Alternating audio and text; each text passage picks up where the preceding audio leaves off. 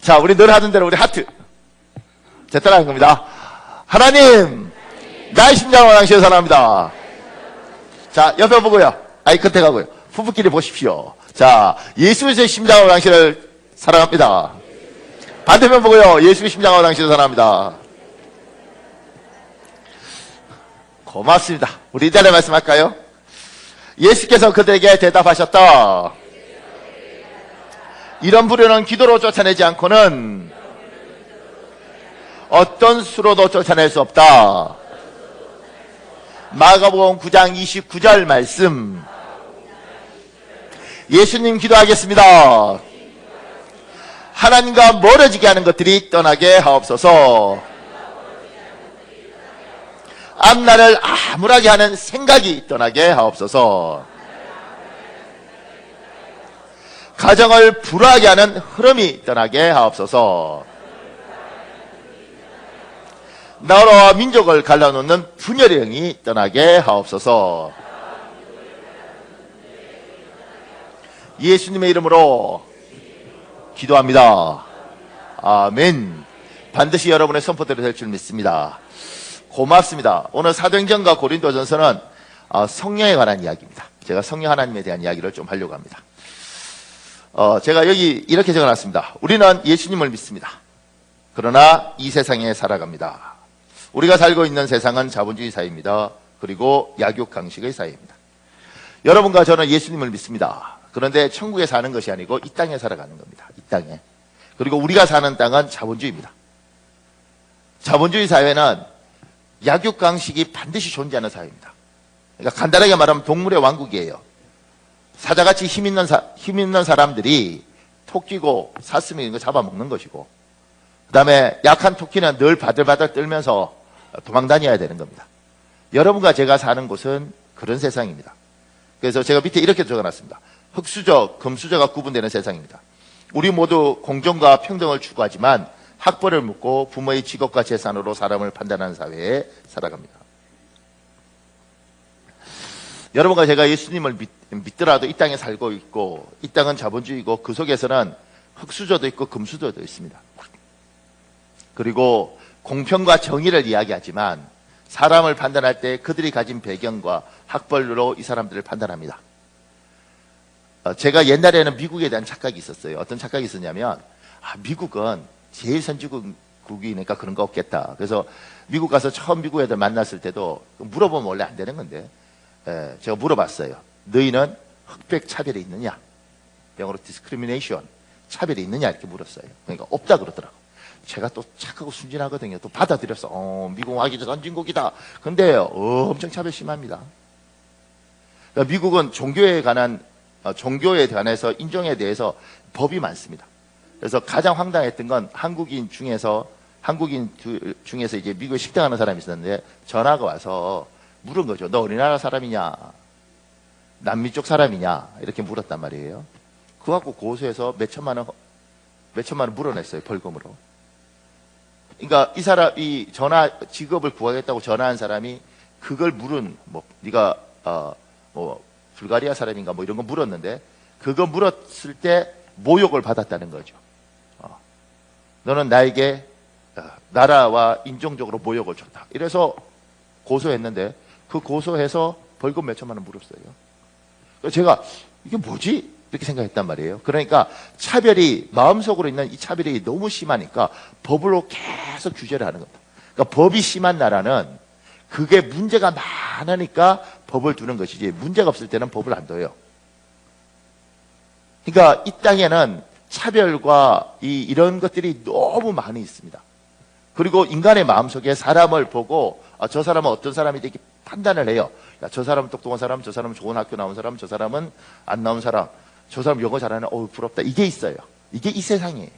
여러분과 내가 사는, 예수님을 믿더라도 우리가 사는 세상은 이 세상이라는 거예요. 근데 이게 교회에도 밀려왔어요. 심지어 목사님들한테 밀려왔어요. 제가 철이 없을 때 40대 초반에 우리 부목사님들 모아놓고 이제 같이 제가 동생들 갖고 이러니까 친하니까 막 같이 밥 먹다가 제가 그랬어요. 옛날 신라의 골품제도 있잖아. 왕족끼리 결혼하면 성골, 하나가 왕족이고 하나가 왕족 아니면 진골. 그 다음에 평민들은 뭐 육두품. 그래서 이 평민들은 아무리 올라가도 육두품밖에 못 가고, 그다음부터는 왕족하고 피가 섞여야지 진골이 되고, 그리고 그 왕족끼리 결혼해야 성골이 되는 이 신분 사회, 절대 넘을 수 없는 이 신분의 사회, 그런 사회가 있잖아. 근데 목회도 이를테면 아주 훌륭한 목사님의 아들, 뭐 이런 사람들은 성골, 그다음에 장로님 아들 이런 건 진골, 그리고 뭐 집사도 그냥 서리 집사에다가 뭐 아버지가 안 믿거나 이러면 육두품, 뭐 이렇게 차별한다고 막 웃으면서 제가 우리 부모님한테 알겠니 이 육두품들아 이랬어요. 근데 지금 제가 회개가 되더라고요. 왜 회개가 되냐면 그때 너무너무 재밌었던 거죠. 재밌고, 근데 우리도 목사도 그 상황에 있는 거죠. 여러분들은 누구냐 이거예요. 여러분들은 나는 정말 육두품인가. 전 처음에 육두품이 괜찮은 거, 육두품이 높더라고요. 5두품도 있고 4두품도 있어요. 그럼 우리는 뭔가, 근데 제가 그 농담을 하는 것에 대해서 회개하면서 어떤 생각이 드냐면, 이 세상에 인간이 태어나면 다 볼 것 없고 연약한 인간이라는 거예요.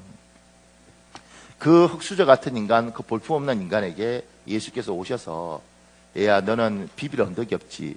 소도 비빌 언덕이 있어야 비비는데 내가 너의 언덕 되어줄게. 얘야 너는 백도 없고 잡아줄 손도 없지. 네 부모가 배우지 못해서 너희 친척이 힘이 없어서, 얘야 내가 너 내 아들 하자, 내 딸 하자. 그러면 내가 너의 손을 잡아줄게. 내가 너의 백을 잡아줄게. 그래서 우리가 예수를 믿은 거죠. 여러분 안 그러셨습니까? 저는 정말 힘들 때, 정말 이대로 가면 내 인생이 끝난다고 생각할 때, 목사님, 어떤 분은 목사님 뭐 젊은 나이에 뭐 저희 때는 이렇게 이데올로기 시대, 마지막 이데올로기 시대였기 때문에 제가 88학번이거든요. 근데 그 마지막 이데올로기 시대에 제가 산 거죠. 386, 486 하던 그 속에서 저희 선배들은 선택을 했습니다. 이 나라와 민족을 위해서. 그러면 우리는 어떻게 할 건가? 변절하지 않자. 그러면 다 화염병 던지고 미문화원 들어가서 불 질러버리고 그리고 다 교도소 갔어요. 저도 그 가운데 선택을 해야 되는 가운데 있는 거예요. 조직에서. 그렇게 해서 군대 가면 녹화사업으로 끝나니까 인생이. 그러니까 불 지르고 그렇게 하면서 전과자가 되라. 이게 조직의 명령이었다고요.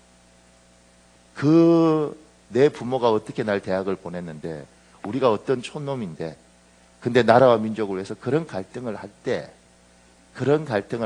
누군가가 교회에 오자 그러고, 그때 내가 도저히 이해할 수 없는, 내가 왜 교회를 가야 되나? 그럼에도 불구하고 뭐에 끌리듯이 교회에 가서 주님이 네가 내 아들 하자, 내가 너희 손잡아 줄게. 그때 주님의 손을 잡은 거죠. 그리고 인생이 바뀌어버린 겁니다. 여러분은 어떻습니까? 이 땅에서 여러분이 하나님 없어도 살 수 있으면 괜찮습니다. 그렇게 힘있고 능력 있고 똑똑하면 괜찮습니다. 근데 제가 살아보니까요, 이 세상에 힘있고 능력 있는 사람 별로 없습니다. 전부 다 바들바들 떨고 살아요. 우리가 생각할 때 굉장히 높은 위치에 대단한 사람 같지만 바들바들 떨고 살아요. 그 사람에게 주께서 그러시는 거죠. 네가 지금까지 금수저인 줄 알았지. 얘야, 이 땅에 금수저 없어야. 인간이 돈 좀 있어도 병 걸리고 나면 병원에 가서 의사한테 이야기 듣다가 보면 얼마 못 삽니다. 이야기 듣는 순간 너 그 많은 재산 가지고도 너 흙수저야. 너 볼 것 없어. 그러니까 얘야, 내가 너의 하나님 될 테니까, 내가 너희 백 될 테니까 내 손 잡자. 혹여 오늘 이 시간에 하나님이 여러분에게 손을 내밀면 그 손 꼭 붙드시길 예수님 이름으로 축복합니다. 제가 밑에 또 이렇게 적어놨습니다. 부조리한 사회에서 예수님을 알고 믿는 것은 큰 복입니다. 예수를 믿으면 두 가지 복을 받습니다. 우리 누가복음 18장 28절에 30절에 있는데, 제가 28절을 읽을 테니까 여러분 29절 30절 읽으십시오. 베드로가 말했습니다. 보십시오. 우리는 우리에게 속한 것들을 버리고 선생님을 따라왔습니다.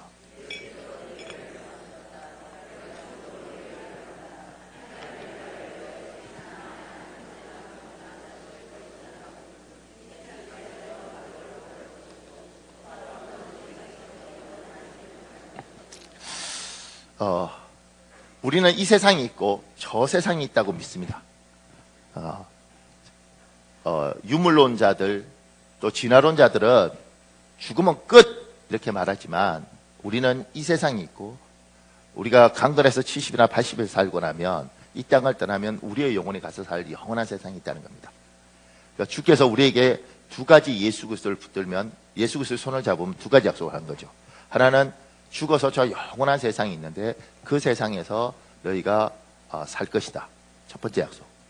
두 번째 약속, 네가 이 세상에서 네가 나에게 충성한 만큼 내가 여러 갑절로 갚아주겠다. 이 두 가지 약속을 한 거예요.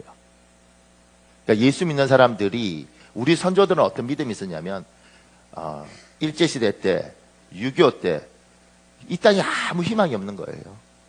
그렇지 않겠어요? 숟가락 밥가락까지도 노숟가락 녹젓가락을 다 뺏어가서 숟가락 젓가락이 없도록 만들었던 그 친일의 시대에 그리고 형제끼리 총으로 쏴 죽이는 동족상전이라는 그 잔인한 시대에 무슨 희망이 있겠어요? 그때 불렀던 노래 그런 거 있잖아요. 이 풍진 세상을 만났으니 너의 희망이 무엇이냐. 나 이게 희망가라고 해서 희망인 줄 알았는데 듣고 보니까 절망이야. 인생에 아무 희망이 없었어요. 그러니까 하나님 이 땅에서는 하늘만 바라보고 살겠습니다. 그랬던 거죠. 그리고 우리 사회가 부조리가 심하니까 부자들은 다 나쁜 놈인 거예요. 열심히 살아서 부자하면 안 되고 유명한 대사가 있더라고요. 어떤 드라마에 이런 대사를 누가 저한테 설명을 해주더라고요. 이렇게 말해야 돼요. 열심히 번다고 부자가 되는 게 아니고 부자는 남의 주머니에 있는 돈을 훔쳐와야 부자가 되는 거야. 이렇게 이야기를 했다는 거예요. 영어 단어는 까먹어도 그런 것도 기억이 돼. 이렇게. 그러니까 이 우리나라는 그래야지 부자가 된 사람들이 이 땅을 지배하는 이 구조에 있잖아요. 그러다 보니까 부자는 나쁜 거라고 생각하는 거죠. 그리고 이 땅에서 많은 걸 가지면 타락한 사람이고 그리고 나쁜 놈이고 이 사람은 가난하면 깨끗하고 순수하다고 생각해요. 그러지 않습니다. 그럼 거지가 제일 순수하고 깨끗하지. 그러지 않습니다. 이 세상이 부조리하든 말든 간에 하나님이 이 세상의 주도권을 가지고 있고 하나님은 자기 백성에게 반드시 긍휼과 인자를 베풉니다. 그러니까 예수를 믿으면 주께서 하늘에서 영원한 생명도 주시고 이 땅에서도 반드시 자기 백성에게 일용할 양식을 주시고 긍휼을 베푸시는 거죠. 여기서 흔들리시면 안 됩니다. 저도 옛날에 신학대학원 졸업할 때까지 가난한 것이 깨끗하고 그것이 훌륭한 목사라고 배웠습니다. 근데 어느 날 그 생각이 들더라고요. 하나님이 전능하신 분인데 자기 종놈도 못 먹여 살리는 하나님이 하나님이신가? 엄청난 부자 대단한 건 필요 없고 그래도 자기 백성이 부끄럽게는 안 만들어야 되지 않냐, 최소한. 그러니까 여러분의 하나님, 제가 믿는 하나님은 자기 백성을 부끄럽게 만들지 않습니다. 그러니까 여러분 믿음이 가난한 게 깨끗한 거야, 나는 그냥 거지같이 살 거야, 여러분의 믿음이 그거면 네 믿음대로 되라 이렇게 하는 순간 거지같이 사는 겁니다. 근데 이 땅이 어떻든 간에 하나님의 사람들은 하나님께서 긍휼을 베푸니 엄청난 부자는 모르겠지만 내가 열심히 성실히 살면 하나님께서 반드시 긍휼을 베푸시고 인자를 더하실 것이다. 이 믿음을 가지시는 거죠.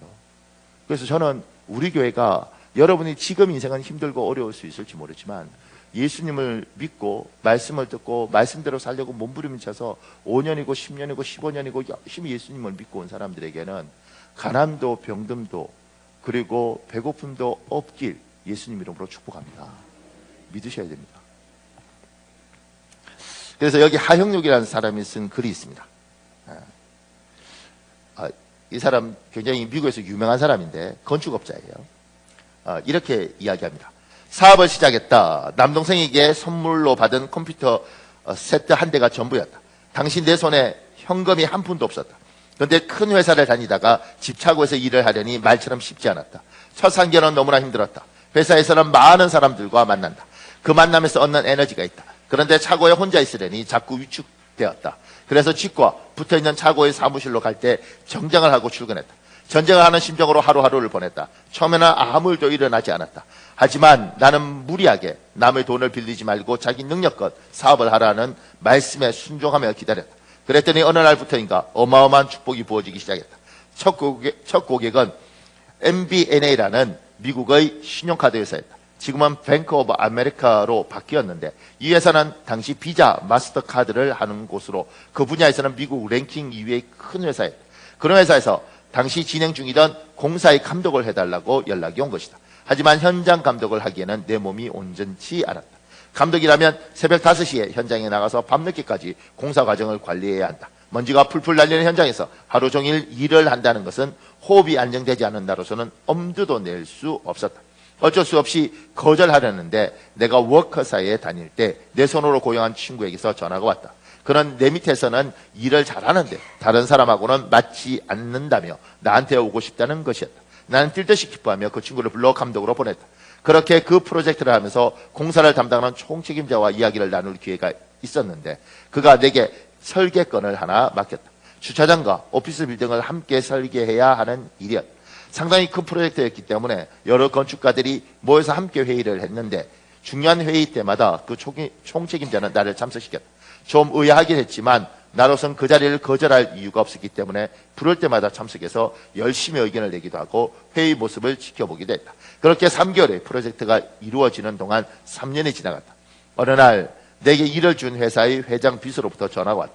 그는 로저 크로지어 씨가 돌아가셨다며 그의 장례식에 꼭 참석해달라고 부탁했다. 정말 알 수 없는 일이었다. 로저 크로지어는 그 기업의 총수였다. 그런 분의 장례식에 나 같은 하청업자들로 참석하라고 직접 전화를 걸어준 것이다. 근데 더 놀라운 것은 그분이 돌아가시기 전에 나에 관한 유언을 남기셨다는 사실이다. 알고 보니 공사 총책임자가 내게 일을 맡긴 것도 로저 크로지어 회장의 부탁이었다. 이유인즉슨 내가 그 회사와 처음 일을 시작할 즈음 로저 크로지어 회장은 암에 걸려 시한부 인생을 선고받은 상태였다. 과부 사정은 호라비가 안다고 했던가 어디서 들었는지 내가 심장 이식 수술을 받고 사업을 했다는 사실을 안 로저 크로지어 회장은 자신의 마지막 생명을 주는 심정으로 나를 도와주었다는 것이다. 나중에 그 사실을 전해 듣고 나는 뭐라고 형용할 수 없는 감동과 감사에 사로잡혔다. 나는 그 회사가 원하는 대로 설계를 해줬을 뿐 밥 한 끼 같이 한 적도 없었다. 그런 분에게 이렇게 과다한 도움을 받았으니 오로지 하나님의 은혜였다. 그런데 로저 크로지오 회장이 나에게 그런 호의를 가지고 공사를 주었다는 사실이 알려지면서 우리 회사는 어깨에서 한순간에 유명세를 타게 되었다. 문을 연 지 얼마 안 된 신생회사가 대기업의 프로젝트를 맡게 되자 모두들 의아해했다. 그래서 나는 심장 이식 사실을 공개했다. 그러자 이 사실이 호기심을 증폭시켜 축복이 되어 돌아왔다. 사람들은 나에게 일을 주고 나를 만나 그 이야기를 듣고 싶어 했다. 그렇게 들어온 설계 의뢰가 한두 건이 아니었다. 이렇게 나의 가장 약함이 나의 가장 강함이 되었다. 모두가 주님의 역사하심이었다. 이 사람은 어떤 사람이냐면 미국에서 그 주차장을 만든 사람인데 주차장을 만들면서 쇼핑몰하고 주차장을 같이 해서 주차장이 주차장같이 엄산하지 않고요. 아주 밝은 주차장을 만드는 유명한 사람입니다. 대통령이 지정한 뭐 6명의 무슨 자문위원 중에 하나고 뭐 그래요. 근데 그래서 제가 이 사람에 대해서 조사를 하면서 보니까 옛날에 뭐 글로벌 성공시대, 뭐 MBC의 성공시대 뭐 이런 것들 있잖아요. 근데 그 KBS에서 하는 글로벌 성공시대가 이분이 인터뷰가 있더라고요. 그래서 한 45분 되는 걸 쭉 봤어요. 근데 그거 보면서 제가 놀라는 걸 발견했습니다. 뭘 발견했냐면 하나님 이야기 하나도 없어요. 거기는. 아, 여러분 안 신기하시군요. 정말 많은 사람들이 하나님을 붙들고 그 하나님의 도우심으로 자기가 이 자리에 왔다고 고백을 해요. 이분은 나중에 신학하셔서 목사가 되셨어요. 그러니까 그냥 미국의 목사의 개념하고 한국 목사 개념하고 좀 달라서 신학을 하고 목사의 타이틀을 가졌어요.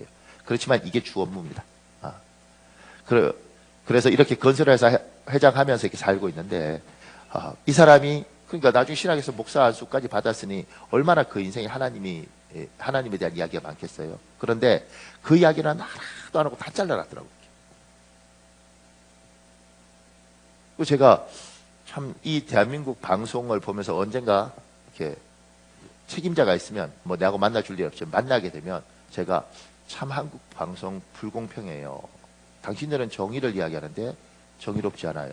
왜냐하면 교회든 목사든 뭐 조금이라도 잘못한 꼬투리가 있으면 심지어 가짜 목사고 이단들도 목사라고 하면서 계속 욕을 하는데 왜 여기든 뭐 참 좋은 화장품이든 서희 건설이든 뭐 엄청 많잖아요. 대한민국의 국회의원은 300명 중에 100명이 기독교인이고 그 사람들 중에 대대로 믿는 사람들이 한두 명이 아닌데 그들 중에 뭐 썩은 사람도 많고 부패한 사람들도 많지만 그들 중에 자기의 인생을 내가 정말 하나님을 만났고 하나님 때문에 인생이 변했다는 사람들이 참 많은데 왜 그 모든 것들은 이야기하지 않고 종교의 균형이 무너지면 안 된다는 이유로 방송을 할 때 그렇게 하고 이게 다 자르냐는 거죠. 그래서 제가 이제 이런 책들은 솔직하게 고백을 하니까 이제 가져온 거예요. 이 사람은 그런 거죠. 나는 아무것도 없었다. 난 정말 밑바닥이었다. 미국 가서 정말 힘들게 살았다. 그리고 그 하나님을 내가 붙들고 하나님의 도우심으로 내가 이만큼 왔다. 내 인생은 정말 은혜다. 이렇게 고백을 하는 겁니다. 그러니까 여러분이 지금 어떤 상황에 처해 있는지 각자가 다 다르지만 힘들고 어려운 사람들에게 주께서 얘야 내가 너희 하나님 하자. 네가 내 아들 하자 내 딸 하자. 그 손을 잡고 그리고 하나님을 붙들고 열심히 산 사람들에게 주는 반드시 긍휼과 인자를 베푸는 거죠. 저는 모태신앙하고 다릅니다. 저도 22살에 예수 믿었기 때문에 저는 이 부분에서 명확합니다. 그래서 제가 예수 믿고 저한테 여동생이 하나 있는데 여동생 교회 데려가고 저희 아버지 저희 어머니 전도하고 왜냐하면 인생이 바뀌고 하나님을 안다는 것이 얼마나 소중한지 확신이 있는 겁니다. 그러니까 예수 믿고 천국 갑시다 그게 아니라 예수를 믿으면 인생이 바뀝니다. 사람이 바뀝니다. 교회가 썩었어요. 잘못 믿은 거죠. 목사들이 다 도둑놈들이에요. 잘못 믿은 거죠. 타락한 거죠. 타락한 거죠. 그리고 이렇게 설교하면 또 그래요. 목사님 타락 안 했어요? 난 타락은 안 됐고 상태가 그냥 안 좋아. 원래부터 사람이 좀 부실하고 좀 안 좋지요. 그러니까 저 부족한 사람이에요. 그러니까 너무 나 좋게 보지 마십시오. 그럼 실망 많이 합니다. 근데 이게 좀 해줄 말이 있는데요. 그래서 하나님이 우리를 축복하신다. 하나님이 하늘도 주시고 이 땅도 주신다. 이랬을 때 그냥 그러니까 예수 믿고 그냥 교회 왔다 갔다 하면 주시는 줄 알아요. 그러니까 어떤 일을 할 때는 프로세스가 있잖아요. 공정이 있고 과정이 있는 것처럼 하나님도 그냥 하시는 게 아니라 하나님 일하시는 방식이 있는 거죠. 하나님은 이 땅을 이겨가기 위해서 우리에게 뭘 주시냐면 성령 하나님을 선물로 주십니다. 이게 참 이게 쉽지 않은 설명인데 우리는 하나님을 삼일체 하나님 믿습니다. 성부와 성자와 성령을 믿습니다. 이 성령 하나님을 하나님이 우리에게 주시는 거죠. 이 성령 하나님을 붙들고 우리는 사는 겁니다. 우리 에베소 4장 30절에 있습니다. 에베소 4장 30절 여러분 읽으십시오. 시작.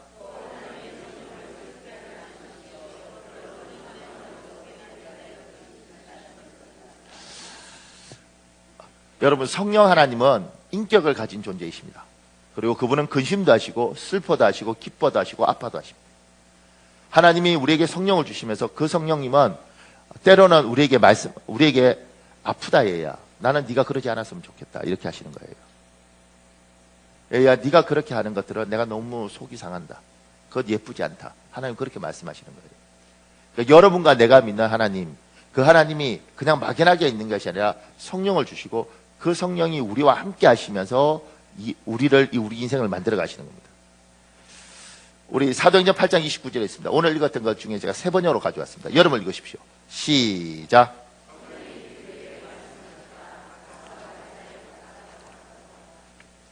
성령이 빌립에게 말씀하셨습니다. 그러니까 성령은 인격을 가지고 계시고 감정을 가지고 계시고 그분은 말씀하십니다. 여호와의 증인을 우리가 이단이라고 그러잖아요. 근데 그 사람들은 성령 하나님을 인격을 가지신 하나님으로 보는 것이 아니고 그냥 무슨 기운 이렇게 보더라고요. 그러니까 하나님에 대해서 잘못 인식하기 때문에 이단이 되는 겁니다. 하나님에 대해서 잘못 알면 그것 하나님을 또 오해 정도가 아니라 하나님에 대해서 다르게 알면 그걸 우리가 이단이라 그러는 거죠. 나쁘어서 이단이다 이런 것이 아니라 신학적으로 잘못되면 그것을 이단이라고 그러는 거예요. 그러니까 우리의 하나님은 성령 하나님이 계시고 삼일체 하나님 중에 그 성령님 하나님 우리에게 주시고 그분은 인격을 가지고 성품을 가지시고 우리에게 말씀하시고 때로는 아파하십니다. 그래서 이 하나님과 같이 동행하면서 가는 거예요.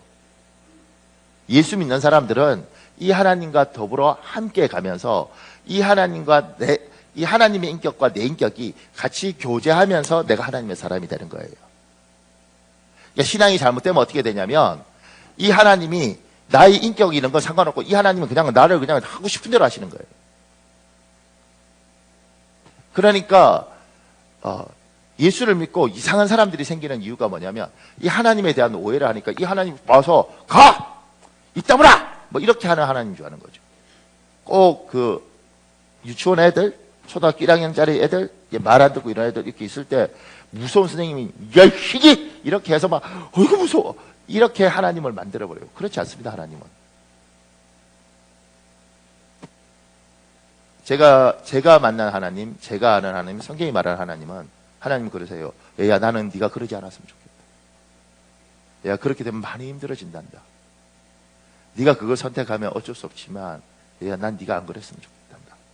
그거 선택하면 하나님이 그러세요. 마음이 아프다. 고생을 많이 하겠지만 그래도 또 자선책이 있으니까 힘을 내라 얘야. 꺾이지 마라 얘야. 그리고 하나님이 이끌어 가더라고. 그러니까 이 하나님을 만나면 하나님과 우리는 굉장히 인격적입니다. 그리고 우리는 하나님을 거부하면서 우리 인생을 살 수 있습니다. 근데 제가 내비게이션 말 안 듣고 운전을 해보다가 느끼는 건 뭐냐면 고생 많이 합니다. 내비게이션 시키는 대로 하면 반드시 더딜지라도 제대로 가는데 내 기억을 의지하고 갔다가 많이 헤맬 수 있습니다. 성령이 내비게이션처럼 우리 길을 인도할 때 따라가야 되는 거예요. 이 부분들이 지금 잘 안 되고 있는 것 같아요. 하나님이 우리에게 이상한 일 시키지도 않을 뿐만 아니라 우리가 어떤 일들을 할 때 주님이 그러지면 난 네가 안 그랬으면 좋겠다. 그런 이야기 하죠. 우리 고린도 전서 12장 8절에 있습니다. 여러분 읽으십시오. 여러분 읽으십시오. 시작.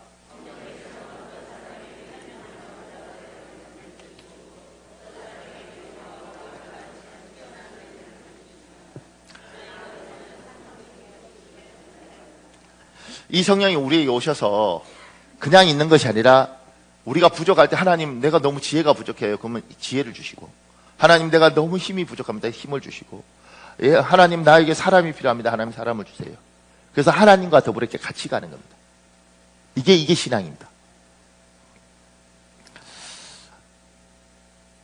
예수님을 믿으면 그냥 나는 인격이 있어요. 나는 내 인격이 있고 하나님의 인격이 있고 이 하나님과 내가 교제하면서 이 하나님이 나를 하나님 사람 만들어가는 겁니다. 그래서 예수를 빨리 믿는 게 좋습니다. 그리고 제대로 믿는 게 좋습니다. 그리고 믿으면 이분과 같이 동행하는 거예요. 그러면서 사람이 바뀌어가는 거죠. 성령이 오시면 가장 먼저 하시는 것이 뭐냐면 우리 잠언 4장 7절이 있습니다. 여러분 읽으십시오. 잠언 4장 7절 시작.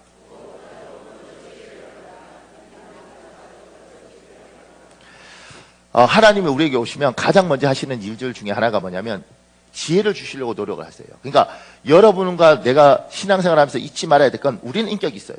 이 인격이 있는 우리가 생각합니다. 인격이 있는 우리가 결정을 합니다. 근데 하나님하고 상관없이 내 생각을 가지고 내 결정을 가지고 가는 거예요. 그러니까 힘이 든 겁니다. 여러분과 내가 받은 교육은 정의롭고 바람직하고 공평한 걸 요구해요. 맞는 말이잖아요. 그죠? 그런데 하나님은 정의, 공평, 바람직한 것보다 우리가 생각하는 이틀보다 사람을 살렸으면 좋겠다. 나는 네가 행복했으면 좋겠다. 이런 식으로 말씀하세요. 이게 좀 안 맞아요. 이게 무슨 말이냐면 이게 지혜가 없으면 이상한 짓을 합니다. 그러니까 누가 봐도 정의로운데 인생이 피폐해져요.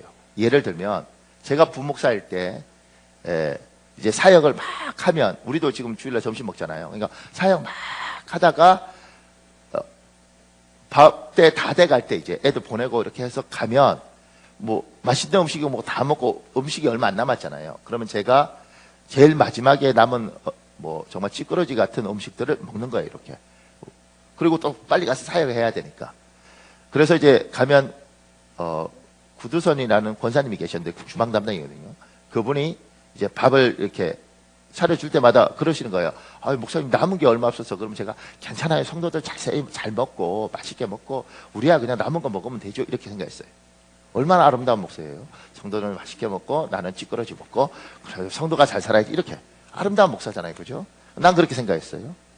그래서 그냥 어떨 땐 점심 안 먹어도 괜찮아. 뭐 성도도 잘하면 되지 이렇게. 그런데 그래서 어느 날 이렇게 밥을 이렇게 먹는데 그때는 주일학교 애들 또 유치부 애들이 거기 식당이 이제 지하에 있어서 막 뛰어다니고 이렇게 했어요. 애들 와서 지나가고 목사님 그러고 그래도 신경 안 써서 이렇게 먹었죠.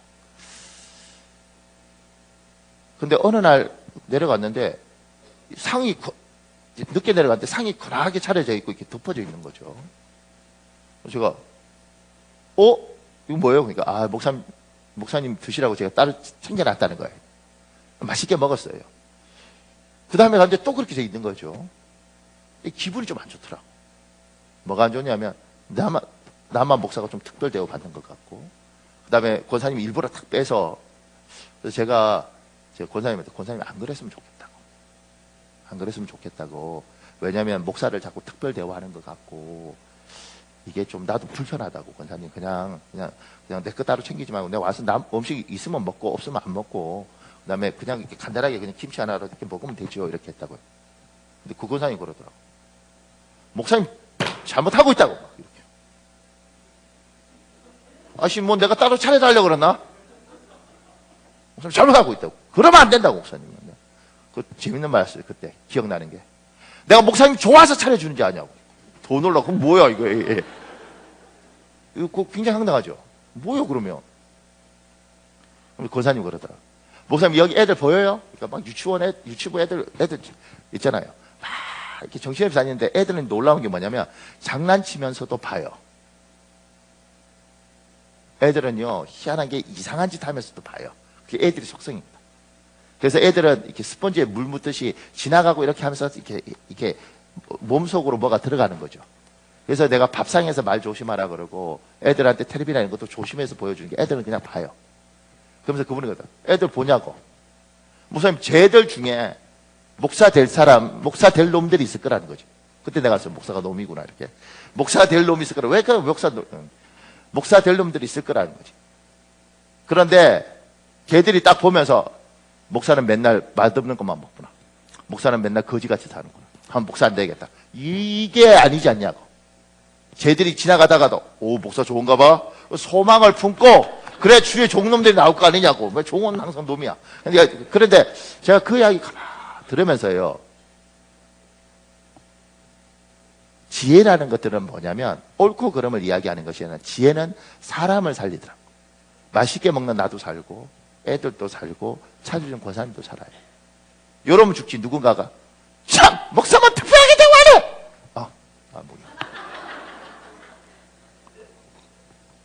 그 사람은 정의로운 사람이 아니고 심령이 못된 사람이에요. 못된 사람. 그러니까 그렇게 탁 뱉으면 맞는 말 같지만 나도 아프고 니도 아프고 다 아파. 이해 가세요? 그러니까 제가 참 예수 믿고 지혜 없는 사람들 너무 많이 봐요. 그러니까 사람은 괜찮은 거죠. 왜냐하면 기도도 열심히 하고 성경 공부도 하려고 그러고 교회에서 밥도 하려고 그러고 뭐 헌금도 하려고 그러고 참 괜찮은데 성령이 오셔서 지혜를 주시면 이 지혜를 받아야 되는데 성령은 성령이고 나는 나고 그냥 내 살고 싶은 대로 사시는 거예요. 내가 기준이 돼서 내가 옳다고 생각하는 걸대로 그냥 사시는 거예요. 그러니까 맞는 것 같은데 아파요. 우리 홍기성 목사님이 이렇게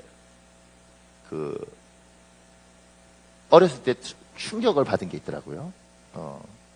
그래서 아마 힘들었던가 봐, 인생이. 그게 뭐냐면, 어렸을 때 뭐, 후배인가 하고 초등학교 때인가 도둑질 했대요. 문방구 이런 데서. 근데 이제 아버님이 이제 경찰들하고 잘 아는 목사님이거든요. 그래서 그 초등학교 2학년인가를 유치장에 쳐넣어 버렸대요. 경찰들하고 합의해서. 그 애가 경기가 생겼지 않겠어요? 애가. 그러니까 이제 도둑질은 그러면 어떻게 해요? 딱 멈추는 거죠. 왜냐면 너무 무서우니까. 그 아이가 바로 자랐을까요? 몰라. 근데 그게 우리 방법이에요. 저희 집도 저희 큰애 요엘이가 1학년인지 2학년인지 하여튼 그때 교회 갔다가 이렇게 오는데 밤에 저녁에 예배 드리고 오는데 뭐 장난감 하나 들고 있는 거죠. 이렇게. 그러니까 저희 사모가 이거 뭐야? 그러니까 이제 교회 갔다 유치부 장난감을 지가 좋으니까 들고 온 거예요. 이거 교회 거잖아. 그럼 너 도둑질 한 거지? 뭐 이렇게 되더라고. 그러니까 제가 홍기성 목사님 아버님처럼 힘이 없지만 늘 하던 대로 경찰서 가자 이 자식아! 이러고 끌고 이제 파출소까지 가고 경찰 아저씨! 이렇게 해갖고 경기하도록 만드는 거. 재밌잖아. 막 애가 막 울고 막 울고 하면 너 같은 놈은 벌을 받아야 돼. 그래서 다시는 도둑질 못하도록 하죠. 내 그냥 트러블을 심어주는 거죠. 그러려고 이렇게 좋더라고요. 은근히 나도 그렇게 당하고 살았으니까 어렸을 때 해야지 그러고 이렇게 하는데 저희 사모가 믿는 집안에서 자라는 게 참 소중하더라고. 그것도 제대로 된 집안. 저희 사모가 그러더라고. 너 제8계명이 뭐야? 이러더라고. 나 8계명이 뭔지 몰라. 저 8계? 이렇게 생각이 없어. 목사가 돼도 아무 생각이 없어. 근데 애들은 주일학교에서부터 어렸을 때부터 그 성교 다니고 그랬으니까 갑자기 제1은 너는 나 외에 다른 신을 섬기지 마라. 제2는 이러고 쭉 하더라고요. 그 제8은 내 이웃의 것들을 도둑질하지 말라. 이렇게. 그러니까 저희 사모가 하나님은 뭐래? 도둑질하지 말라잖아. 이렇게 되더라고. 제가 그때요. 저게 지혜구나. 우리는 어떻게 해요? 야, 이 도둑놈의 새끼야. 그럼 내 새끼잖아. 네가 그러면 엄마가 기분 나쁘고 화가 나지? 뭐 이렇게 해서. 그래서 애가 기준이 뭐예요? 엄마 감정이야. 애 기준이 뭐냐면 엄마의 분노야. 그러니까 얘는 이 세상의 기준이 엄마에 의해서 결정되는 거죠. 엄마가 기분 좋으면 나도 기분 좋아야 되고, 엄마가 슬프면 나도 슬퍼야 돼. 이 엄마는 뭐요? 상태가 안 좋아. 엄마는 아빠가 월급을 많이 주면 상태가 좋아지고, 월급을 안 주면, 그러니까 텔레비도 그런 거잖아요. 어느 날은 엄마 봐도 돼? 봐봐. 어느 날 보자! 이렇게. 그러니까 이게 애가 트라우마가 생기지. 기준을 모르겠어. 그런데 우리는 성경을 알고 성경대로 보는 거죠. 나도 여기 맞추고 너도 여기 맞추고 저기도 여기 맞추고. 하나님 도둑질하지 말랬잖아. 그러니까 엄마가 기분 나쁜 게 아니야. 말씀이 아니라잖아. 제가 그때 저런 게 지혜구나 이 생각이 들더라고. 그러니까 예수를 믿으면 하나님 우리에게 성령을 주시고 이 성령은 말씀하시고 가슴 아파도 하시면서 이분하고 대화하면서 인생을 살아가는 겁니다.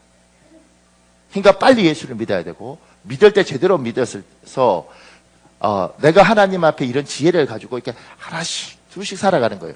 그러니까 예수를 믿고 10년이 되고 15년이 되고 20년이 되고 30년이 되면 얼마나 그 사람이 찬란하겠냐고요.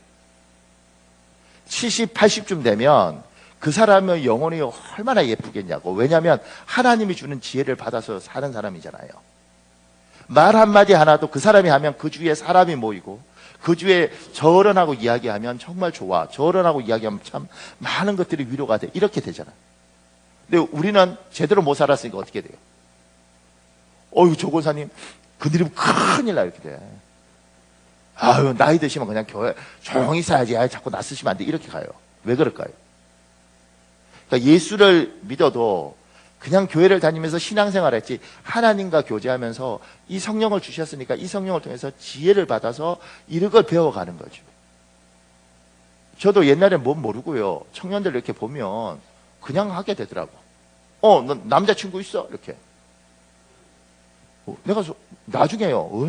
얼마나 바보 같은 짓인지 몰라. 있으면 데리고 다녔겠지. 그걸 보면 모르겠어요? 이번에 아들 대학 갔어? 그럼 왜 물어? 서울대 갔어. 그냥 있겠어? 똑 돌렸겠지. 아무 말 하지 않는 건 뭐예요? 마음 아프다는 거예요. 그러니까 제가 예수 믿고 제가 바보 같은 이유가 뭐냐면 왜 내가 그런 바보 같은 질문들을 했을까? 지혜가 없는 거지. 저 사람에 대한 관심이 있으니까 했어. 근데 그게 저 사람을 힘들게 하고 나를 힘들게 하더라는 거예요. 그러지 않겠습니까? 그러니까 우리가 하나님의 성령을 주시면서 이 땅을 어떻게 살아가냐면 이렇게 교제하면서 하나님의 방법을 하나씩 둘씩 풀어가는 겁니다. 그러니까 부부가 아름다워지고 부모 자식 간의 관계가 회복되어지고 그 다음에 교회에서도 분위기가 정말 좋아지는 거죠. 왜냐하면 저 사람은 지혜로워. 같은 말도 안 뱉을 말을 안 뱉어. 딱 보면 몰라. 눈빛 보니까 지금 슬퍼. 가서 집사님 슬퍼? 이게 바보 아니야 바보. 딱 보면 슬프면 슬픈갑다 그러고 입을 다물고 가만히 보는 거죠. 기도하면서 속으로. 내가 뭘 도와줄 수 있을까? 내가 어떻게 하면 도움이 될까? 또 더 멍청하면 그런다. 저 집사 슬퍼 보여? 이렇게. 슬퍼? 뭐 이렇게. 그러니까 제가 신앙생활 지금은요, 교회 떠나서 바깥에 교회 안 다니는 기독교인들 한 10% 정도 된다 그래요. 그 가난한 성도라 그러거든요. 그 사람들이 왜 교회 안 다니는 줄 아십니까? 교회에서 상처받아서 그래요. 누구한테 상처받은 줄 아십니까? 믿음 좋은 사람한테 상처받았어요. 믿음 좋은 사람은 왜 상처를 준지 아십니까? 하나님 앞에 성령을 받았는데 이 성령과 교제하면서 성령이 때로는 나는 네가 그렇게 말 안 했으면 좋겠다. 나는 네가 그렇게 행동 안 했으면 좋겠다. 나는 네가 그런 식으로 말하거나 그렇게 움직이거나 성질 내지 않았으면 좋겠다. 내가 마음이 아프다 얘야. 이걸 모르는 거예요. 그걸 알면 제가 들었던 이야기 중에 참 좋은 이야기 하나 있는데 어느 날 남편을 보면서 늘 술 먹고 오는 남편을 보면서 참난 인간이 다 있나. 내가 어떻게 저 인간을 만나서 맨날 술 처먹고 내가 죽든 네가 죽든 둘 중 하나 죽어야 할 것이겠다. 이렇게 생각을 했다는 거예요. 근데 어느 날 하나님께서 마음을 주시니까 탁 들어오는데 야 내가 쟤를 참 불쌍하게 본다. 그리고 보니 술 먹고 들어오는 남편이 불쌍하게 보이는 거예요. 저 사람은 얼마나 힘들면 저렇게 술 먹고 올까. 부모 사랑도 못 받고 자식한테 인정 못 받고 아내한테 무시당하고 그래도 집이라고 들어와 주는 것만 해도 고맙다. 그런 마음이 쫙 들면서 전에는 술 먹고 아침에 일어나서 여보 그 해장이라도 그러면 확 이랬는데 아침에 북엇국을 끓이고 있는 자기를 보더래. 끓이면서 그랬대. 미쳤어. 그 남편이 그걸 먹으면서 고마운 거죠. 그래도 내 마음을 바뀌었다. 이게 지혜라. 술 먹고 들어온 사람한테 미쳤니 다니 이런다고 술 먹은 상태에서 알아듣기를 하겠어요? 들어오기를 하겠어요? 따뜻하게 품어주면 아침에 깨서 북엇국 먹으면서 미안하네. 나는 지한테 모질게 하는데 저거는 신랑이라고 그래도 북엇국을 끓여줘요. 그러면서 부부관계라는 게 회복이 되는 거예요. 이렇게 설교를 들으면 받아 적던가 아니면 북엇국 이렇게 적던가 죽어도 안 끓여줄 거야. 그러니까 관계가 안 좋아지지. 그러니까 여러분 말씀이라는 게요. 들었잖아요. 그러면 저는 이렇게 믿습니다. 여러분하고 나하고 성령이 있으면 이렇게 말씀 쫙 하면 누군가에게는 딱 들어온다고 북엇국이. 아니면 누군가는 반대로 와요. 아이씨 일어나서 미국처럼 총만 있으면 쏴버리면 좋겠다 목사님. 왜냐하면 미국은 정말 어떤 목사님 설교했는데 총 들고 이 사람이 쏴버렸어요. 왜냐면 이게 찔리는 거야 자꾸. 그래서 앉아있다가 너무 힘들어서 총을 쐈어. 목사님 얼마나 놀랐겠어요. 그러니까 다음부터 그런 설교 하면 안 될 거 아니겠어요. 살아야잖아. 근데 이분은 얼마나 대단한지 계속 그런 설교를 하시는 거예요. 어떻게? 방탄유리 쫙. 방탄유리 뒤에서 멋있어요. 그러니까 총 쏘고 싶을 정도로 그러니까 나 미워하지 마세요. 내가 누구한테 지금 특별한 누구한테 대놓고 설교하는 거 아니잖아요. 그러면 이렇게 모였을 때 성령께서 확 내 가슴을 치면서 얘야 네가 북엇국을 끓여라 그러면 아멘. 그럼 끓이면 하나님 일한다고. 그런데 우리가 이런 하나님의 어떤 것들을 주셔도 내가 미쳤어요? 절대 안 끓여요. 내가 끓일 바에 내가 죽어버릴 거예요. 그러면 하나님께서 주시는 이 지혜대로 안 움직이잖아요. 주께서 그러잖아요. 천국도 주고 이 땅도 준다고. 근데 이 땅에서 못 받는 거예요. 그러니까 죽으면 천국은 가. 근데 이 땅에서는 부부 사이도 너무 힘들고 부모 자식 사이도 너무 힘들고 내 인생도 너무 힘들고 그렇게 이렇게 말하는 거죠. 아, 세상 지긋지긋하다 이렇게. 힘들어도 내 자존심, 내 생각을 놓고 성령이 주시는 이 생각을 따라서 이분하고 맞춰서 그렇게 5년, 그렇게 10년, 15년 가면 어느 날 거울을 이렇게 보는데 내가 봐도 내가 예뻐요. 물론 내가 거울 볼 때 내가 곱진 않아요. 그런데 보면서 참 많이 좋다. 옛날엔 눈도 다 짙게 떠지고 내가 봐도 참 내 얼굴 참 날카로웠는데 아이고 참 많이 무뎌졌네. 그런 생각이 드는 거죠. 또 하나 성령이 우리에게 오셔서 우리의 인생길을 인도하십니다. 우리 사도행전 16장 6절 7절에 있습니다. 제가 6절 읽을 테니까 여러분 7절 읽으십시오. 성령님이 아시아에서 말씀을 전하시는 것을 막으심으로 그들은 부르기아와 갈라디아 지방을 지나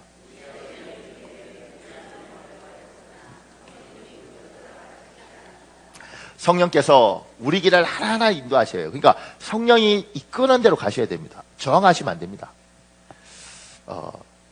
이 마창선에 안 쓴 사람이 된 하나님의 셰프라는 글이 있습니다. 제가 시간이 없어서 여러분 못 읽어드리는데 집에서 꼭 읽어보십시오. 학교 선생님이 하는 가장 큰 실수는 얘야 집에 가서 꼭 읽어봐라 그러면 많은 애들이 네 그리고 안 읽는데 읽어보십시오. 하나님이 여러분과 내 길을 인도해 가는데 정말 세밀하십니다. 한다 그러면 그대로 가시면 됩니다. 그러니까 제가 가장 가슴 아픈 사람이 이런 사람이에요. 목사님 저는 한번 한다고 하면 합니다. 우리는 불굴의 의지의 한국인입니다. 이런 사람들이 난 힘들어요. 왜냐하면 일을 할 때 뭐 그런 거 좋은데 하나님이 인도하심에 대해서 하나님이 인도하든 말든 난 내 길을 갈 겁니다. 이러면 너무 힘들어. 그래서 예수를 믿으면 좀 남들이 볼 때는 좀 지조가 없어 보여도 하나님이 두 번, 세 번 길 막으시면서 트시면 그냥 방향을 바꾸시면 됩니다. 하나님이 그만해라. 그리고 두 번, 세 번 막으시면 이게 하나님이 싫어하시구나. 그리고 그만하시면 됩니다. 목사님 나는 어떻게든. 그 의지는 고맙죠. 근데 그게 그냥 막히는 건지 아니면 하나님께서 나는 네가 이거보다는 이쪽으로 갔으면 좋겠다 그러시는 건지 하나님께 돌리시면 그냥 돌는 대로 가시면 됩니다. 제가 전에 유명한 이야기 해드렸죠. 제 아는 친구의 누나. 많은 사람들이 기도하면서 자꾸 그러는 거죠. 너는 사모가 됐으면 좋겠다. 근데 진짜 하나님이 그러더래. 나는 네가 사모가 됐으면 좋겠다. 그러면 네가 행복할 거라고. 사모가 됐으면 좋겠다. 그러니까 이 누나가 사모님들이 고생하는 걸 너무 이게 트라우마가 있는 거예요.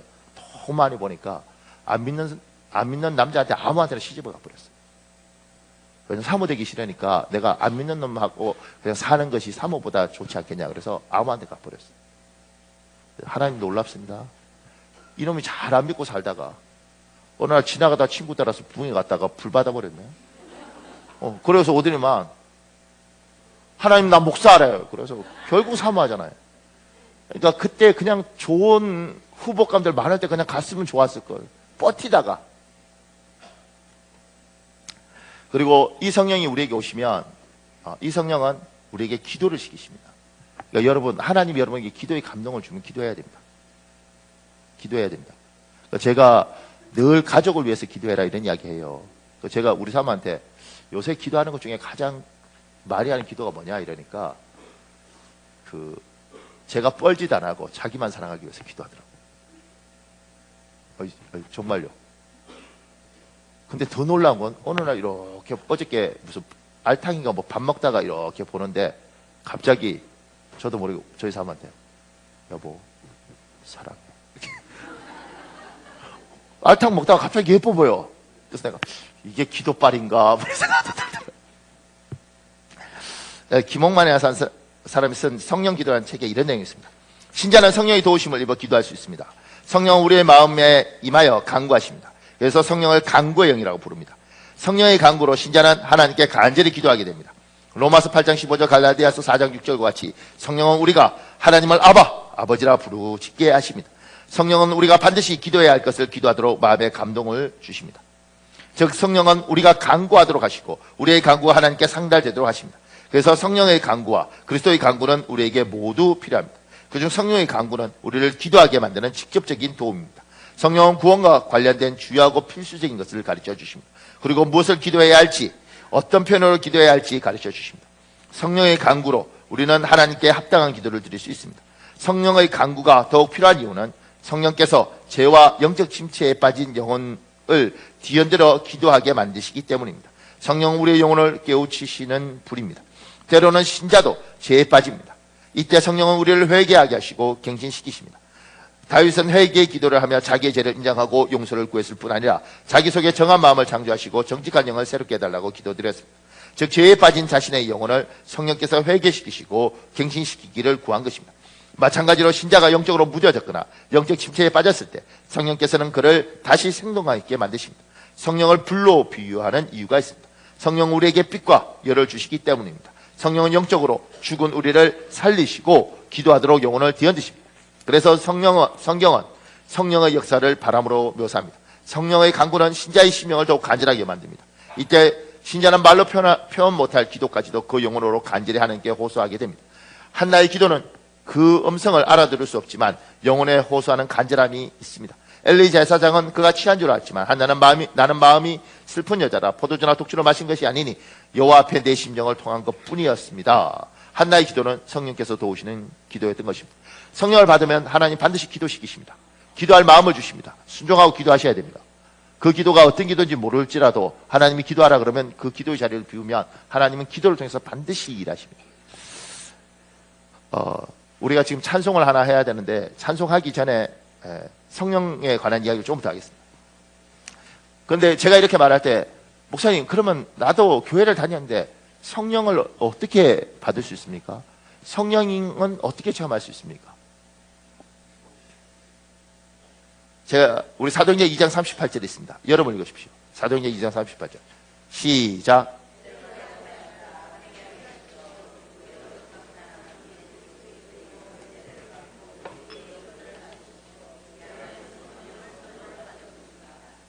회개하십시오. 그러면 성령을 선물로 받을 것입니다. 회개해야 됩니다. 그런데 이 부분에 대해서 회개의 개념이 좀 다른 것 같아요. 저는 이렇게 설명합니다. 내가 연약한 인간임을 하나님 앞에 그냥 고백하시면 됩니다. 하나님, 내가 연약합니다. 내가 부족합니다. 내가 굉장한 줄 알았는데 내가 볼 것 없는 인간이었습니다. 이 고백을 하시는 겁니다. 이거 고백 안 된 사람 많습니다. 그러니까 회개 내가 이죄 짓고 저죄 짓고 이런 것이 아니고 하나님, 나는 당신의 도움이 필요한 인간입니다. 내가 잘난 줄 알았는데, 똑똑한 줄 알았는데, 내가 굉장히 샤프한 줄 알았는데 알고 보니 하나님, 내가 부족한 사람이었습니다. 하나님 도와주십시오. 내 연약함을 인정하는 것들, 이게 회개입니다.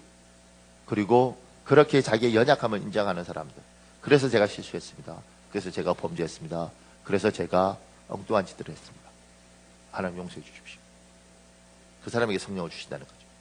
또 하나는 요한복음 7장 39절에 있습니다. 여러분 읽으십시오. 시작.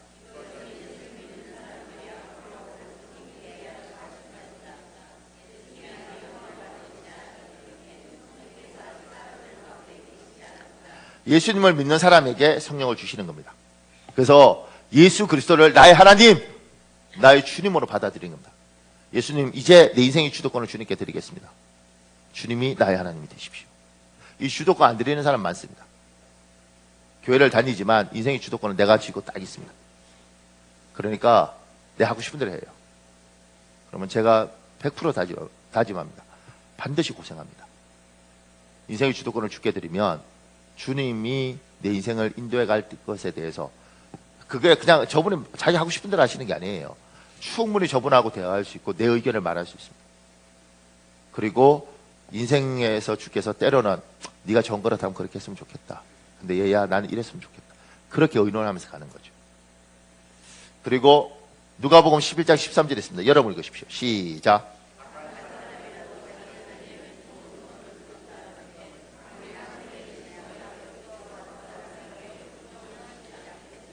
성령을 구하는 겁니다. 성령 하나님 나에게 오시옵소서.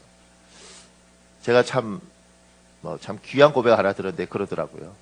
하나님, 나 정말 하나님 만나고 싶은데 지나가다가 슬쩍이라도 좀 만져주시면 안 됩니까? 얼마나 하나님 만나고 싶은 거겠어요. 하나님 엄청난 것도 바라지도 않고 그냥 이렇게 실수라도 한번 건드려 주시면 안 되겠습니까? 혹여 여러분들 중에 성령에 대한 믿음이 없거나 확신이 없는 사람 있습니까? 예수를 믿었는데 내가 성령을 선물로 받은 적이 없다, 성령이 나와 동행한 적이 없다, 이런 사람 있습니까? 오늘 여기 기도문이 있는데 기도문을 같이 읽으려고 그러거든요. 혹여 그런 마음이 있으면 같이 읽으면 됩니다. 제가 잠깐만 아주 짧게 기도하고 우리 같이 읽읍시다. 제가 잠깐만 여러분을 위해서 기도하겠습니다. 하나님, 오늘 이 예배를 주께서 준비하신 줄 믿습니다. 오늘 성령을 만나고 싶고 하나님의 도우심으로 하나님 부부 생활도 가정생활도 잘 꾸리고 좋은 아버지 좋은 어머니가 되고 싶고 이 땅에서도 하나님 내가 부끄럽지 않은 인생을 살기를 원하는 이들이 이 자리에 있습니다. 저들이 이 교회만 다니는 것이 아니라 하나님을 만나고 싶어 하는데 이 시간에 하나님 저들이 입술을 들고 자기의 인격을 가지고 고백할 때 하나님 꼭 만나 주시옵소서. 주님, 우리는 기도합니다. 약속을 붙들고 기도합니다. 하나님, 성령을 구하는 자에게 주께서 주시지 않겠느냐. 주님, 꼭 성령 하나님이 우리에게 오시옵소서. 예수님 이름으로 이들을 축복하며 기도합니다. 우리 밑에 기도문인데 우리 같이 읽을까요? 같이 읽겠습니다. 시작. 이전에 하나님을 알지 못하고 하나님 없이 살았지만 이제 하나님 앞에 나아갑니다. 제가 부족한 사람임을 고백합니다. 저의 부족으로 인해 때로는 사람들에게 상처를 주고 원치 않는 죄를 짓기도 했습니다. 이 시간에 제가 죄인임을 고백하오니 저의 지난날 죄와 허물을 용서해 주십시오. 예수님께서 저를 사랑하셔서 제 죄를 대신하여 십자가에 돌아가신 것만 믿고 의지합니다. 주 예수님, 이제는 제 욕심대로 제 뜻대로 살지 않고 당신의 뜻에 맞추어 순종하며 살겠습니다. 제 삶이 다할 때까지 저를 인도하시고 동행해 주십시오. 그리고 보혜사 성령이 제 마음에 들어오셔서 영원히 저와 함께하여 주십시오. 예수 그리스도 이름으로 기도합니다. 아멘.